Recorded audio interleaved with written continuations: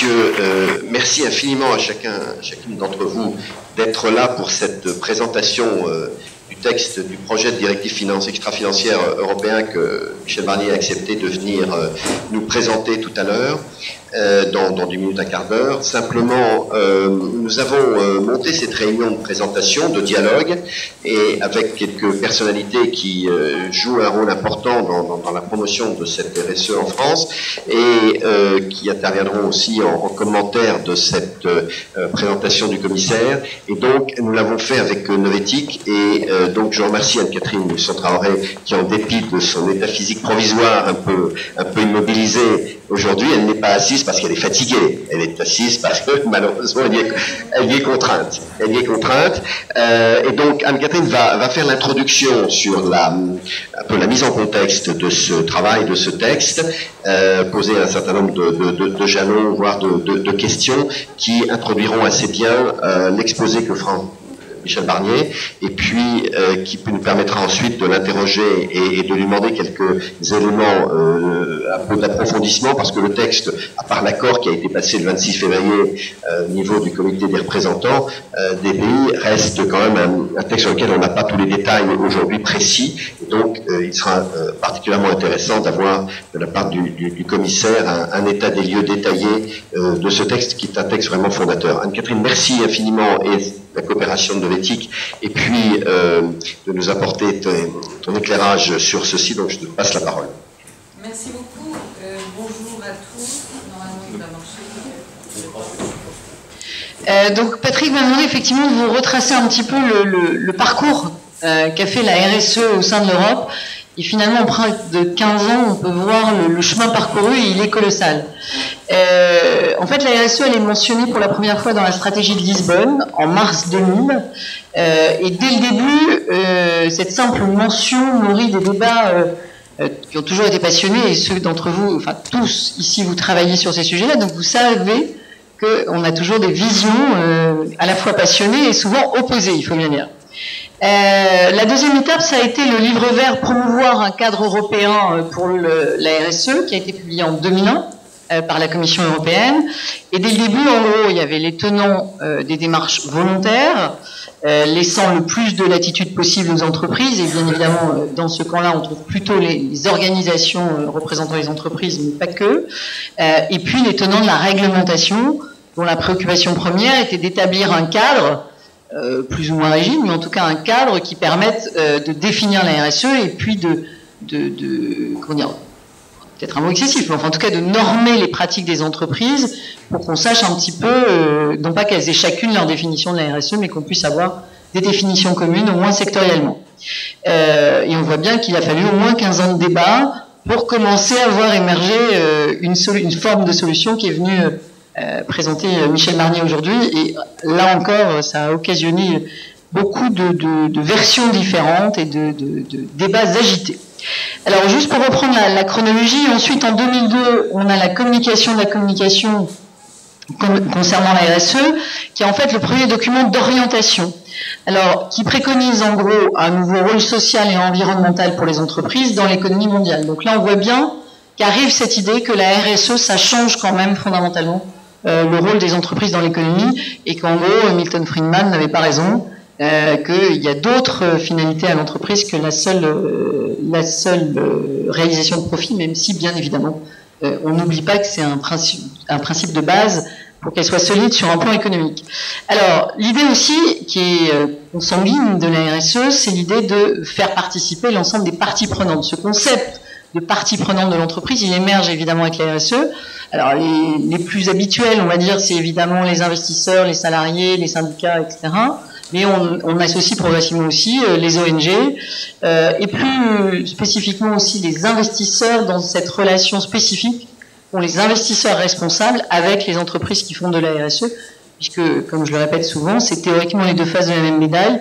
Tous ceux d'entre vous qui sont en charge de la RSE dans des entreprises savent qu'ils cherchent souvent les investisseurs responsables, et les investisseurs responsables qui sont ici disent souvent qu'ils cherchent l'information du côté des entreprises pour justement savoir où elle en est en termes de RSE. Donc on voit bien qu'il y a une marge de progression encore très importante sur ce dialogue entre émetteurs et investisseurs sur des dimensions RSE, et vraisemblablement le projet européen de directive actuelle pourrait vraiment ouvrir une nouvelle ère dans cette dimension-là, puisqu'il intègre les dimensions financières les dimensions extra-financières dans les dimensions financières. Et donc, on imagine que sur cette base, on va pouvoir construire une nouvelle étape du dialogue. Au départ, en 2002, c'est juste un forum multi-parties prenantes, donc qui a à la fois lancé aussi un nouveau mode de fonctionnement finalement pour la Commission et les instances européennes autour de ces sujets-là, et qui a permis petit à petit aussi de construire du dialogue, puisque comme je disais précédemment, le dialogue est souvent houleux, heurté, passionné, et que donc c'est bien qu'il y ait des instances où on puisse le faire, et on verra qu'en France ça aboutit au concept de plateforme RSE qui existe depuis quelques mois. Ce qui est intéressant, c'est que dans le même temps, certains États membres prennent les initiatives, et là-dessus la France a été vraiment pionnière, pour avoir institué en 2001 une obligation de reporting des entreprises cotées dans un premier temps, assortie d'une obligation très relative, donc c'est vrai que globalement, s'en sont emparées les plus grandes entreprises cotées et de façon qui leur était propre, puisqu'elles pouvaient définir le périmètre, elles pouvaient définir ce qu'elles disaient, et qu'en gros, on a quand même vu se développer plus majoritairement des communications de qualité, on va dire, portant souvent sur des points très très partiels, et pas forcément ce fameux reporting pertinent, fiable, comparable d'un exercice à l'autre, et permettant de comparer les entreprises au sein d'un même secteur, qui est la condition sine qua non pour faire de l'investissement responsable. C'est-à-dire, si vous avez, ce qui est le cas quand même dans de nombreuses entreprises aujourd'hui, et nous on monitor par exemple sur certains secteurs, le fait que, je sais pas, en 2006, il y a eu un objectif de temps de réduction de CO2 à horizon 2010, quand on regarde le rapport de 2011, il s'est évaporé, les émissions de CO2 aussi sans doute, mais en tout cas on n'a pas de monitoring de l'indicateur en question. Et donc ça, pour faire ce qui est le travail des investisseurs responsables, un choix des émetteurs sur ce type de critères, il faut qu'ils aient ce reporting pertinent, fiable et comparable. Et on voit bien et c'est aussi pour ça que les choses évoluent, que les démarches volontaires ont leurs limites dans ce domaine-là. C'est-à-dire vous avez des pionniers qui font un travail formidable, ça c'est incontestable, mais que pour l'instant ils restent un peu tout seuls, et qu'on n'arrive pas à faire émerger sur cette base de démarche volontaire cette homogénéité du reporting qui permet de faire la différence. D'où le fait qu'évidemment les investisseurs, en tout cas ceux qui portent l'investissement responsable à travers OCIF, ont joué un rôle important dans la nouvelle directive, parce qu'ils pensent que c'est un élément indispensable pour faire avancer le sujet. Parce que finalement, souvenez-vous, il y a si longtemps, en 2006, la Commission a publié une nouvelle communication qui confirmait cette dimension volontaire. Donc vous voyez le chemin parcouru, en disant qu'elle souhaitait accorder à la RSE toute la place qu'elle méritait, mais en excluant toute réglementation, y compris sur le reporting des entreprises. Vous voyez que 2006, c'est ça qui est gravé, c'est... bien sûr, la RSE est importante, mais par contre, on ne va pas réglementer, surtout pas sur le reporting. On voit bien le chemin parcouru. Ça a donné à l'époque les CSR Laboratories, c'est-à-dire des bonnes pratiques européennes. C'était une logique de les bonnes pratiques vont tirer le marché. Ce qui est assez vrai, mais avec les limites que je viens d'évoquer. Alors, ce qui est très clairement la rupture, elle date évidemment de la crise financière de 2008. Je cite José Manuel Barroso, le président de la Commission, lors d'un forum qu'avait organisé Paris Europlace fin 2008, qui était intitulé « Renforcer la contribution de la finance au développement durable ». Et dans son discours, il disait « Nous avons besoin d'entreprises capables de reconnaître leurs responsabilités dans la société et d'en faire un levier de croissance durable ». Donc on voit bien que la prise de conscience qui a engendré la crise financière poussait tout d'un coup la RSE et l'investissement responsable dans l'idée que c'était ça qui allait construire la croissance européenne, ou qui allait reconstruire plus exactement la croissance européenne. Tous ceux dans la salle qui connaissent aussi bien le sujet que moi savent que ça a été plus compliqué que ça, mais en même temps, c'est vraiment ce qui a changé la perspective sur ces sujets. Et ce qui est intéressant aussi, c'est que là, on voit émerger de nouvelles initiatives dans les pays membres. Bon, évidemment, en France, il y a eu tout le travail sur le Grenelle 2, qui a permis l'article 225, mais aussi en Allemagne, fin 2010, une stratégie RSE a été adoptée par l'Allemagne, qui était au départ, et qui reste d'ailleurs un des endroits où la réticence est très forte, en particulier sur toute réglementation concernant la RSE, mais enfin en tout cas à la méthode allemande, c'est-à-dire en construisant du consensus, a émergé un concept qui est le CSR Made in Germany, bonjour, qui consistait à effectivement créer une sorte de culture de la RSE et à associer un certain nombre d'entreprises, et plus particulièrement ces fameuses entreprises de Mittelstand, je crois qu'on dit en allemand, qui sont effectivement a priori assez loin, puisqu'on a aujourd'hui toute une un groupe d'une multinationale cotée qui sont sur ces sujets-là et qui les comprennent en général assez bien. En revanche, c'est plus compliqué dès qu'on descend en taille. Et donc là, il y a eu un moyen d'emmener effectivement ce genre d'entreprise. Et on va voir d'ailleurs que dans le cadre européen aujourd'hui, on est sur des entreprises de plus de 500 salariés. On est quand même sur un très gros groupe d'entreprises et globalement, on a les ETI et les plus grandes entreprises. Fin 2008, le Danemark, lui, a voté une loi obligeant les 1100 plus grandes entreprises du pays à rendre compte de leurs activités et de leurs impacts en matière de RSE dans leur rapport annuel. Il fallait qu'elles précisent les instruments auxquels elles avaient recours, mais aussi les plans d'action et les résultats. Et c'est monitoré régulièrement par le gouvernement de voir où elles en sont, avec des documents publics que connaît bien Michel Doussin, l'actuel secrétaire général de la plateforme RSE. Alors, en Espagne aussi, on s'y est mis, puisqu'en février 2011, il y a une loi sur l'économie soutenable qui a été adoptée, et là, elle prévoyait que les entreprises publiques et celles recevant des financements publics devaient présenter un reporting sur la gouvernance et le développement durable en accord avec les standards généralement acceptés. Vous voyez bien, et là aussi c'est un point, j'imagine, qu'on va évoquer, le fait que les standards généralement acceptés génèrent énormément de marge d'interprétation. Donc, je vais sauter à la conclusion parce que il vaut mieux que les gens ont travaillé sur ce texte, vous le présente vous présente directement, mais je finirai juste avec fin 2010, le fait que la Commission européenne a organisé à Bruxelles une réunion plénière du Forum plurilatéral européen, donc le forum multiparties prenantes. Et si la RSE a été reconnue par la Commission comme un élément vital de la stratégie de sortie de crise et un pilier significatif du plan Europe 2020, les désaccords ont persisté à cette époque entre les entreprises et les défenseurs d'une réglementation sur la RSE. On trouve plutôt les ONG et les syndicats, et puis certains députés européens. Il y a aussi des débats très animés au Parlement sur ces sujets-là, puisqu'effectivement, on a d'un côté ceux qui veulent renforcer les obligations, en particulier sur des points cruciaux autour du reporting pays par pays, par exemple, et puis de l'autre, ceux qui, à la fois, certains considèrent qu'il n'y a pas besoin de directive, et je pense que vous en parlerez, monsieur le commissaire, bien sûr, et puis d'autres qui disent, bon, d'accord, une directive, mais enfin, il faut qu'on puisse garder de marge de manœuvre assez importante là-dessus. Et donc, c'est vrai que quand la Commission a annoncé en avril 2013 le projet de réforme sur la transparence des informations publiées par les grandes entreprises sur l'environnement et le respect des droits humains, il y a eu un vrai vent d'enthousiasme, parce que là, on était, par rapport à la chronologie que je viens de vous retracer, dans cette manifestation claire d'un changement de paradigme, puisqu'on réfléchissait à une obligation de reporting extra-financier dans le cadre d'une directive comptable. Et donc, comme le dit souvent Patrick Dumière, c'est peut-être l'avènement d'une nouvelle ère où on fait ce que d'autres appellent le reporting intégré, c'est-à-dire l'idée qu'une entreprise explique comment elle crée de la valeur, à la fois sur des critères financiers et aussi sur des critères environnementaux et sociaux qu'on appelle matériels, ce qui veut dire qu'ils ont un impact sur sa valeur. Et ça, en général, effectivement, elle le fait sur des indicateurs très spécifiques.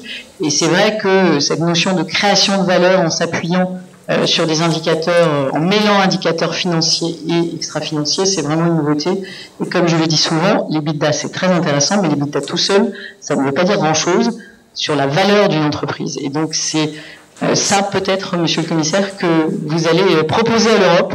On va vous laisser la parole maintenant. J'ai retracé simplement la chronologie de la relation que l'Europe faisait sur la RSE entre le travail fait en 2000 et ce à quoi on a abouti aujourd'hui en 2014. Merci infiniment Anne-Catherine pour nous avoir fait cette introduction et qui va nous permettre de mieux se situer l'intervention de Michel Barnier, que je remercie encore infiniment vraiment pour sa présence et d'avoir tenu dans un agenda que tout le monde sait compliqué aujourd'hui cette rencontre avec Michel, l'ensemble des acteurs qui comptent et qui font avancer la RSE dans ce pays et qui y croient. Merci infiniment donc d'honorer ce rendez-vous pour marquer une étape que je crois que cette directive qui va être votée, nous l'espérons en avril, elle est une étape certainement historique dans ce processus de construction de la RSE et elle restera, Michel, dans votre action européenne, aux côtés d'autres grandes réformes qui vous honorent puisque elles sont des réformes attachées à la construction d'un modèle européen comme la régulation de l'union bancaire particulièrement. Tout le monde y pense. Je crois que on vous devra, Michel, d'avoir personnellement réussi à insérer dans le cadre comptable européen cette dimension responsable et durable que porte cette information extra-financière, et c'est effectivement donc une étape fondatrice depuis le lancement, le coup d'envoi du sujet RSE par Jacques Delors, il faut se le rappeler, donc il y a quelques années. Alors c'est en même temps important que vous veniez un peu consacrer ce travail, que c'est le rattrapage d'un défi qui avait à un moment échappé à l'Europe assez nettement, et où on ne savait plus très bien si vraiment la conciliation de l'économie de marché compétitive avec des principes de régulation d'intérêt public était ce qui inspirait notre modèle européen. Alors la France, vous le savez, a mis en avant, et peut-être plus que d'autres, avant d'autres aussi, cette question l'information extra-financière. Ça n'a pas été du reste simple, ça ne l'est toujours pas, mais peut-être qu'on avait pressenti que la RSE devait bénéficier d'un cadre, comme l'a rappelé Anne-Catherine, d'un cadre de visibilité, d'affichage qui fait que sans cette information, le rapport de l'entreprise à la société, il est illisible en fait, il est indéchiffrable, il n'est pas utilisable, il n'est pas crédible, et donc il fallait se reposer sur ce cadre de partage commun de l'information. Et à l'époque, donc il y a quand même maintenant plus d'une décennie, Nicole Notas le sait mieux quiconque, les agences de notation extra-financière ont ouvert la voie. Et puis les investisseurs ont fait le travail de codification et de formalisation, et il fallait donc ramasser ça dans un document qui soit au niveau européen, un document cadre, et je crois que là on y est.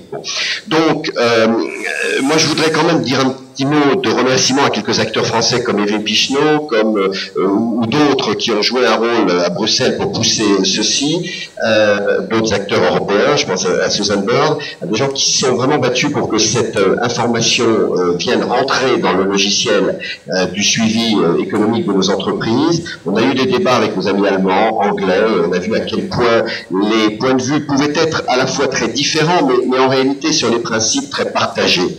Et donc c'est ça qui est assez important. Et donc vraiment, Michel, je vous exprime ma reconnaissance pour nous faire cette présentation du texte et nous dire comment il va avancer maintenant dans la procédure européenne et dans son mode de déploiement et d'application. Je donnerai donc la parole notamment à Patrick Piron qui préside la plateforme RSE, à Nicole Notas, Daniel Lebec qui me font l'amitié d'être ici pour commenter ce texte fondateur, et vraiment nous sommes très heureux de vous écouter pour hisser nos débats français à un niveau européen où la question de la RSE se jouera fondamentalement dans l'avenir. Tout le monde a peut-être vu cette une du économiste sur The Crony Capitalism, qui est un peu cette dénonciation par les amis britanniques de ce qu'on ne veut pas voir. Et donc je pense que l'Europe aujourd'hui, face à ça, elle essaie plutôt d'avoir un modèle d'économie sociale de marché responsable, l'expression est allemande, que nous pensons être préférable à la croissance et préférable à la confiance de l'opinion et à la confiance des investisseurs. Donc c'est dans ce contexte-là qu'on est très impatient de vous écouter, et encore une fois merci infiniment Michel d'avoir trouvé le moment de passer à Paris pour dire à quel point ce texte vous l'avez vraiment voulu, je dirais nous l'avons rêvé, vous l'avez fait, merci infiniment.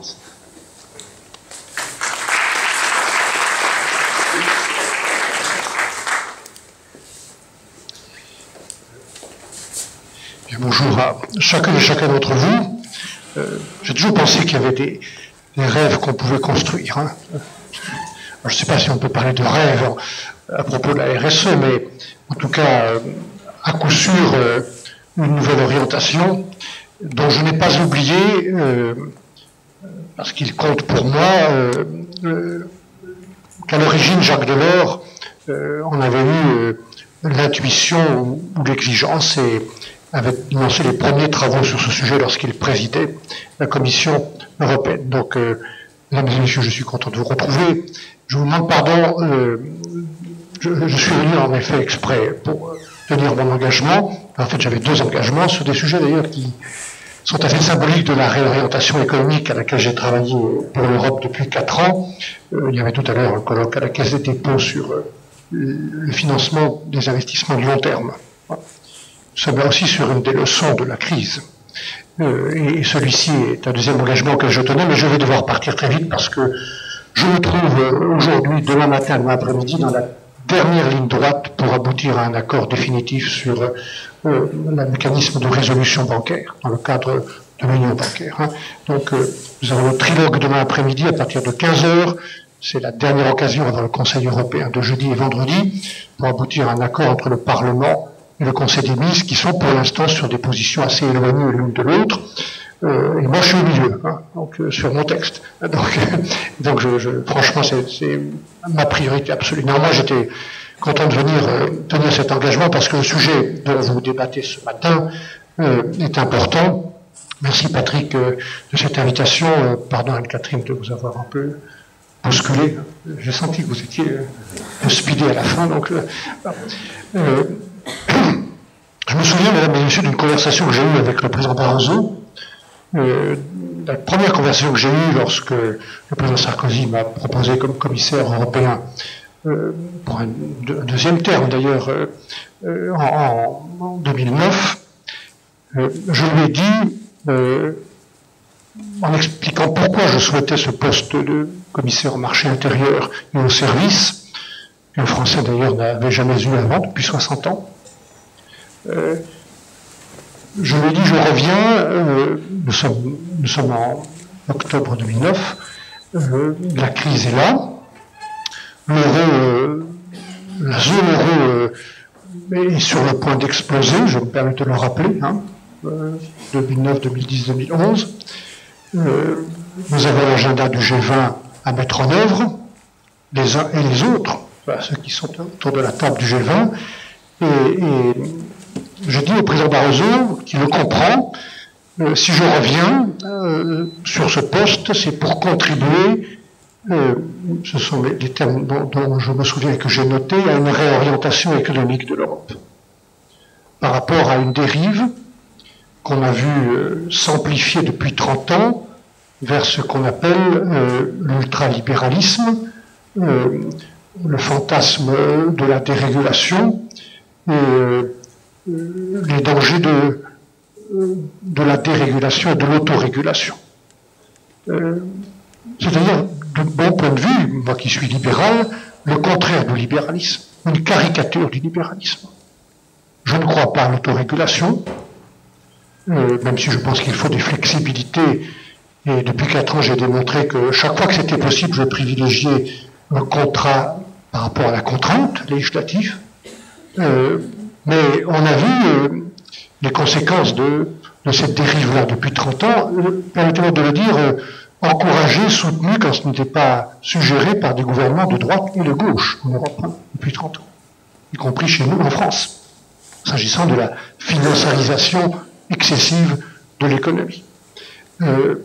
Donc, j'ai dit au président de la Commission que je venais à ses côtés pour contribuer à cette réorientation, pour qu'on retrouve la ligne fondatrice, celle en effet d'un Jacques Delors, mais avant lui, des pères fondateurs et de beaucoup d'autres derrière eux, Schuman, Monnet, Adenauer, qui étaient clairement et qui restent pour moi l'économie sociale de marché.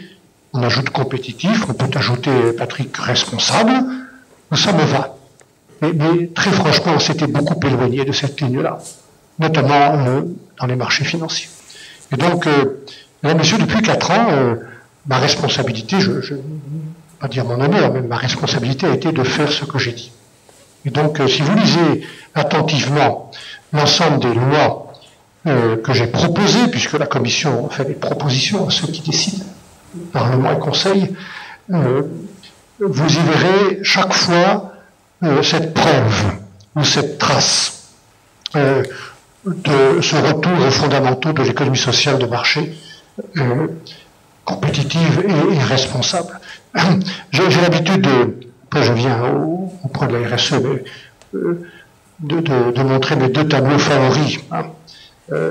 L'un qui est la précondition de tout, qui est l'agenda de régulation financière que j'ai construit depuis 4 ans, 28 lois de régulation, de telle sorte qu'au bout de cette route, et nous n'y sommes pas encore, même si nous y sommes presque, chaque produit, chaque secteur, chaque acteur financier sera couvert effectivement par une régulation publique et une supervision efficace. Et l'union bancaire qui est ici, les couleurs, c'est pas pour faire joli, c'est simplement pour montrer où nous sommes entre ce qui est déjà voté, ce qui est en cours de vote et ce qui reste à proposer. Je sais bien que certains banquiers, y compris français, y compris parfois un gouverneur de la Banque de France, trouvent que ça fait trop. J'ai fait ce que je croyais nécessaire de faire du point de vue de l'intérêt général européen. J'ai fait ce qui était demandé par le G20 et j'ai ajouté un certain nombre de textes dont je pense que nous avions, nous, Européens, besoin par nous-mêmes et pour nous-mêmes. Par exemple, le passeport pour le capital risque européen, qui est si faible en Europe par rapport aux États-Unis, dépasser ou passer par-dessus les fragmentations nationales pour bien utiliser l'ensemble du marché unique pour développer le capital risque, ça c'est un problème proprement européen que les Américains en tant qu'État fédéral ne connaissent pas. Le fonds d'investissement pour l'entrepreneuriat social que j'ai proposé, qui a été adopté, c'est aussi un besoin propre à l'Europe. Vous trouverez dans ce texte d'ailleurs dans cet agenda des textes qui sont encore une fois la preuve de cette réorientation. Il y a un texte dont j'espère la conclusion dans les jours qui viennent. J'ai beaucoup de trilogues en ce moment dans tous les sens, puisque les élections européennes arrivent et donc tout se bouscule un peu, sur la transparence des frais bancaires, la mobilité bancaire, le compte bancaire de base. Il y a 53 millions d'Européens qui n'ont pas de compte bancaire aujourd'hui. 9 millions à qui on a refusé l'ouverture d'un compte bancaire parce qu'ils étaient trop pauvres ou parce qu'ils étaient étudiants dans un autre pays. C'est absolument scandaleux. Et donc je vais, dans ce texte, rendre obligatoire l'ouverture d'un compte bancaire de base dans tous les pays européens. Ce texte est en cours de finalisation. Ce sont des textes, comme tout le chantier que j'ai ouvert sur l'entrepreneuriat social, dont Bruxelles ne s'était jamais occupé depuis 50 ans. Alors j'en viens à ce texte parce que il est aussi au cœur, non seulement de cette réorientation, mais de ce qui est ma conviction profonde. Il n'y a pas de performance économique durable dans notre Union européenne et en France sans quelques conditions. Des marchés financiers stabilisés, travaillant sur des bases saines et robustes, un marché unique moins fragmenté. Mais l'autre condition que je pourrais citer en tête, c'est la cohésion sociale, dans l'entreprise et dans la société. Ça, c'est une conviction que j'ai, peut-être parce que je suis du gaullisme social, mais c'est une conviction que j'ai depuis très longtemps. Donc ça explique aussi cette réorientation à laquelle j'ai travaillé et l'engagement que j'ai pris, après y avoir été poussé par beaucoup d'entre vous. Nicole, je me souviens d'une conversation qu'on avait eue au tout début de mon mandat, mais aussi des gens qui comptent à Bruxelles, comme Stevie d'Avignon et d'autres, qui m'ont encouragé dans ce travail. Parce que, encore une fois, on a beau être commissaire, ou être à Bruxelles, on n'a pas la science infuse. Hein. Je pense aussi que quand on est un homme politique ou une femme politique, on a des idées par soi-même, des convictions, on a des moyens, des outils, des lois, des budgets. On doit aussi mettre ces moyens au service des idées qui viennent des autres, quand elles sont bonnes et justes. Hein. Et donc, j'étais très heureux des dialogues que j'ai eus avec beaucoup d'entre vous et des organisations auxquelles vous travaillez pour m'encourager à présenter ce texte sur le reporting non financier ou la RSE. Nous sommes presque au bout de la route. Si je suis très franc, ça m'arrive aussi dans plusieurs autres textes, l'ambition finalement atteinte au point où est ce texte n'est pas à la hauteur de ce que je souhaitais. Mais l'Europe est faite dans sa construction de compromis entre les acteurs économiques et sociaux, entre les partis politiques, entre les pays, dans ce cas entre le Conseil des ministres et le Parlement européen, et sur beaucoup de sujets, qu'il s'agisse du scope, enfin du nombre de gens qui sont couverts par ce texte, qu'il s'agisse des flexibilités, qu'il s'agisse du reporting ou des informations pays par pays, clairement, l'ambition initiale du texte a été amoindrie par le débat législatif entre le Parlement et le Conseil. Mais, plutôt que de ne rien avoir, il y a un moment où il faut trancher. Hein. Donc j'ai finalement donné mon accord à ce texte compromis parce qu'il constituait un progrès. Et de mon point de vue, une première étape. Et donc c'est mieux, compte tenu de la lenteur des choses en Europe, il faut d'ailleurs expliquer quelquefois pourquoi c'est lent, y compris aux citoyens qui sont tentés de voter pour des partis populistes, qui leur font peur en disant vous allez perdre votre identité, vous allez cesser d'être français ou allemand ou polonais, l'Europe va vous mettre dans un uniforme. Précisément, c'est la preuve du contraire. Si ça prend tant de temps de travailler avec 28 ministres, heureusement dans ce cas-là, la majorité qualifiée, le Parlement européen, c'est que c'est complexe le fonctionnement de l'Europe, parce que nous voulons une Europe unie, pas uniforme. Ce serait beaucoup plus simple dans une structure fédérale, mais c'est pas ça qu'on est en train de faire. On ne fait pas une Europe fédérale, il n'y a pas un peuple européen, il n'y a pas une nation européenne, il y en a 28. Et donc faire fonctionner tous ces peuples ensemble en les mutualisant sans les fusionner, en préservant les identités ou les différences auxquelles chacun tient dans l'Europe, ça ne peut pas être simple. C'est complexe parce que précisément nous construisons une Europe unie, c'est pas une Europe uniforme. Je vais expliquer ça aussi, et ça prend du temps, 2 à 3 ans pour chacun de mes textes, et quelquefois on aboutit aussi à des compromis qui sont des compromis. Voilà. Mais je pense que c'est un compromis dynamique auquel nous sommes parvenus, et voilà pourquoi je suis heureux du vote qui a eu lieu il y a quelques jours au Coreper, enfin au Conseil des ministres, à travers son comité permanent des ambassadeurs le 26 février, et naturellement nous aurons un vote définitif de ce texte par le Parlement européen au cours de sa prochaine session et sa dernière session du mois d'avril pour le Parlement avant son renouvellement. Et je veux dire aussi un mot de remerciement aux parlementaires qui sont engagés sur ce sujet, en particulier M. Baldassare, qui est parlementaire italien, qui était le rapporteur principal de ce texte. Alors, cette directive devrait donc être publiée avant l'été. Je serai toujours commissaire, je vais y veiller. Elle sera ensuite transposée par les États membres. Il leur faudra 1 ou 2 années, j'espère le plus vite possible. Et au terme de cette directive, les entreprises concernées devront publier pour la première fois un rapport sur leurs risques environnementaux, les risques sociaux, les risques liés au personnel, devront également rapporter sur le respect des droits de l'homme, les droits des femmes aussi, la lutte contre la corruption, et également sur un point important pour moi, la diversité. Je ne parle pas seulement de l'équilibre homme-femme, mais aussi de la diversité d'origine ou professionnelle. 3000 entreprises font ce genre de rapport aujourd'hui, vous l'avez dit, vous le redirez dans la journée, nous allons passer à 6000 avec ce texte. Pourquoi ce texte est aussi important à mes yeux? C'est qu'il y a un fil bleu dans tous ces textes de régulation financière, 28 au total que j'ai présentés et fait voter, qui est celui de la première condition de la responsabilité, qui est la transparence. La première condition de la responsabilité dans les marchés financiers, c'est qu'on sache qui fait quoi et avec quel argent.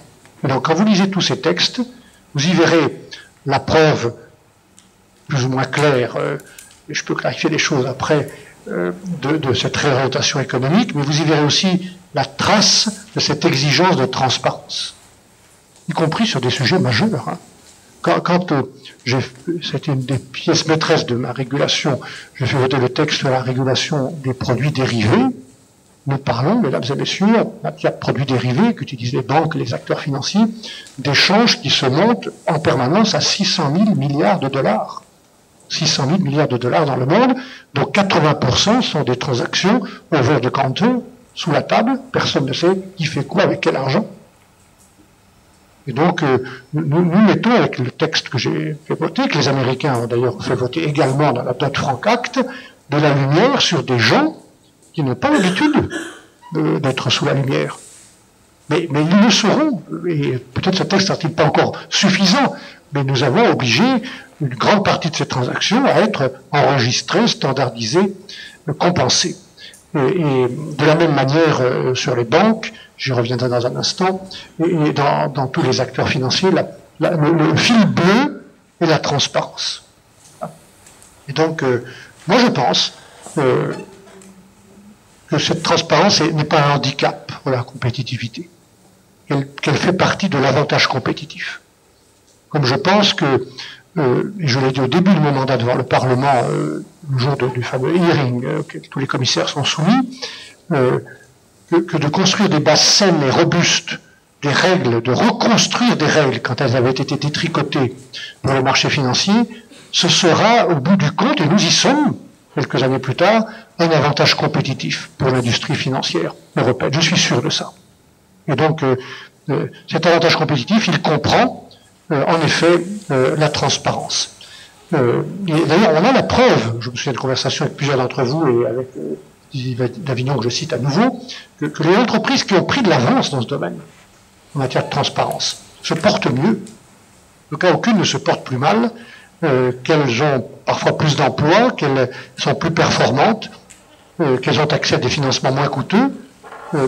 Et les investisseurs eux-mêmes, dont elles ont besoin, ces entreprises, sont de plus en plus intéressés par l'information extra-financière, pour avoir une compréhension globale, transparente, précise, objective, de ce qu'est l'entreprise qui les sollicite. Voilà. Et donc, nous savons que analyser, prendre en compte cette information fait de plus en plus partie du processus de décision d'investissement. Et donc, pour toutes ces raisons, que l'idée centrale de cette directive est de faire de la transparence une norme commune, et je voulais le dire très clairement. Parce que la transparence, pour moi, elle ne fait pas partie du problème, elle fait partie de la solution, quand on regarde les leçons à tirer de la crise financière.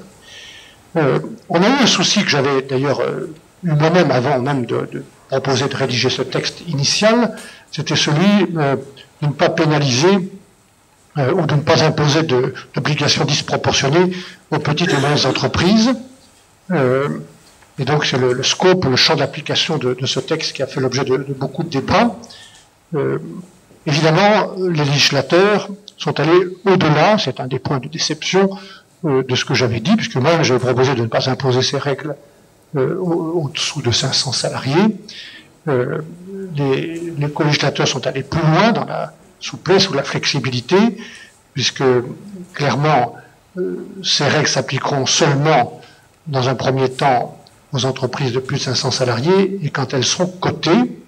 Et encore, pour les entreprises cotées, il y a aussi pas mal de flexibilité, de souplesse, qui j'espère ne permettront pas trop de passer en travers les mailles, mais enfin, les entreprises cotées sont concernées, ça concerne les banques, les compagnies d'assurance, toutes les grosses entreprises désignées comme telles par les États membres en fonction de leur activité, de leur taille et du nombre de salariés qu'elles emploient. J'aurais souhaité personnellement que les entreprises non cotées, pour lesquelles la transparence me paraît tout à fait autant utile, nécessaire, soient concernées, mais là encore plusieurs États membres s'y sont opposés et je ne les citerai pas par charité chrétienne, si je puis dire. Il y a un rendez-vous que je tiens, c'est le minimum. D'ailleurs, toutes les lois européennes, on ferait bien de faire ça pour les lois françaises aussi de temps en temps. Je dis ça comme quelqu'un qui était longtemps député, qui était toujours assez surpris que on votait des lois, puis après on n'y revenait jamais. Donc l'évaluation, la culture d'évaluation, je parle devant des gens qui savent mieux que moi dont il s'agit, la culture d'évaluation, une culture qui n'est pas trop française jusqu'à maintenant, mais qui le devient en tout cas à l'aide européenne. Donc je suis content qu'on ait trouvé dans cette directive un rendez-vous fixé dans 4 ans pour évaluer et voir si ça suffit. Je suis sûr qu'on devra faire une bonne évaluation positive et qu'on devra constater qu'il faut aller plus loin. En tout cas, je ne vais pas en faire la liste, mais il y a, pour les entreprises cotées de plus de 500 salariés, qui sont donc concernées directement, pas mal de flexibilité ou de conditions qui ont été mises et qui devraient rendre acceptables ou supportables les coûts publiés les coûts liés à la production de ces rapports non financiers, en fonction de leur valeur, leur utilité, la taille, la complexité des entreprises. Peut-être vous pourrez détailler l'ensemble des mesures qui ont été introduites dans ce texte. Une sur laquelle il y a eu beaucoup de discussions, est-ce que l'information de ce rapport doit être placée au niveau du groupe ou au niveau de chaque entreprise partie du groupe? Bon, c'est la solution la moins lourde qui a été choisie. L'audit sera réduit au minimum aussi il y a une manière non prescriptive d'imposer les règles de cette directive. Les entreprises pourront utiliser des lignes directrices internationales ou nationales qu'elles jugent appropriées, par exemple le pacte mondial des Nations Unies ou la norme ISO 26000. Enfin, pour assurer une plus grande comparabilité des futurs rapports non financiers, et pour assister les entreprises dans la production de ces rapports, il y a un point aussi important qui a été mis, c'est que le Conseil et le Parlement m'ont demandé de développer d'ici 2016 des lignes directrices efficaces et pertinentes au niveau de l'Union européenne. Je voudrais, en conclusion, dire un mot de sujet que vous avez en tête pour beaucoup d'entre vous, qui est le reporting intégré. La directive se concentre sur les informations environnementales, sociales. Le rapport intégré constitue, comme vous le savez, une étape supplémentaire. C'est un concept qui vise à intégrer l'information financière avec l'information non financière au sein d'un document unique, complet, cohérent. Pour être clair, la directive, à ce stade, n'oblige pas les entreprises à produire ce type de rapport intégré. Mais je suis, en ce qui me concerne, et je continuerai de suivre l'évolution de cette notion de reporting intégré, en particulier à travers les travaux de l'International Integrated Reporting Council, et nous verrons au cours des prochaines années, en particulier à l'occasion de cette clause de revue, comment, et s'il faut, comme je le pense, aller plus loin en favorisant, en donnant une impulsion, peut-être au-delà même de la recommandation, à ce concept de reporting intégré. En ce qui concerne maintenant quelques autres points que j'évoque télégraphiquement, notamment la diversité dans les organes de direction. La directive met en place une nouvelle obligation pour les grandes sociétés cotées qui seront obligées de fournir des informations sur leur politique de diversité, l'âge, le sexe, le parcours éducatif ou professionnel des membres des organes de direction. Et encore une fois, ce n'est pas seulement une question de parité homme-femme, même si je pense depuis longtemps qu'une société, un gouvernement, une collectivité locale, une banque est mieux gouvernée et prend moins de risques s'il y a plus de parité homme-femme à l'intérieur de la direction. Je pense très franchement qu'il y aurait moins de problèmes dans les banques s'il y avait eu plus de femmes à leur tête. C'est pas automatique, hein, mais je pense que en tout cas j'ai constaté ça dans ma vie publique locale et nationale à plusieurs reprises. Voilà, le dernier mot que je voudrais dire concerne le regret qui reste le mien, que la transparence fiscale, pays par pays, n'ait pas été retenue, qu'elle ait été retirée, même si il y aura sur ce point une clause de révision, comme je vous l'ai dit, et ce sera un point important pour le futur commissaire chargé du marché intérieur, que de veiller à nourrir cette clause de révision de tous les points que j'ai évoqués, le reporting intégré, mais aussi qu'on revienne sur cette question de la directive de la transparence fiscale pays par pays que j'aurais souhaité, et que j'ai d'ailleurs réussi à mettre pour les banques dans CRD4. C'est ça qui me paraît d'ailleurs paradoxal par rapport aux sociétés cotées en l'occurrence, ou les grandes entreprises, c'est que ce que nous avons obtenu par les banques, nous n'y sommes pas parvenus en raison de la réticence de plusieurs États membres sur les autres entreprises. Mais je rappelle que dans CRD4, qui consiste à mettre en œuvre dans les 8300 banques du marché unique les règles de Bâle, mesures prudentielles, nous avons introduit, pour les banques qui travaillent à l'extérieur du marché unique, n'importe où dans le monde, des obligations de dire combien elles emploient de gens, si elles reçoivent des aides ou des subventions publiques, est-ce qu'elles payent comme impôt. Et ça, c'est aussi une partie de la révolution introduite pour les banques. Donc, nous ne sommes pas parvenus à cela. C'était un point très dur de négociation, vous le savez, jusqu'au bout. Et bon, je regrette qu'on n'y soit pas parvenu. Voilà. Je voudrais conclure en vous disant que j'étais content de faire ce travail, que j'étais content d'y être encouragé et aidé par beaucoup d'entre vous. Ça fait partie de cette nouvelle idée de l'Union européenne que je crois les citoyens, les entreprises attendent. Cette transparence, cette exigence d'information est un des éléments de l'avantage compétitif pour l'Union européenne. Et encore une fois, elle est un des éléments de ce double agenda que je montre souvent les deux tableaux favoris, hein, qui vont ensemble. D'ailleurs, Le premier, c'est celui-ci sur la régulation financière. Donc, vous pouvez les montrer.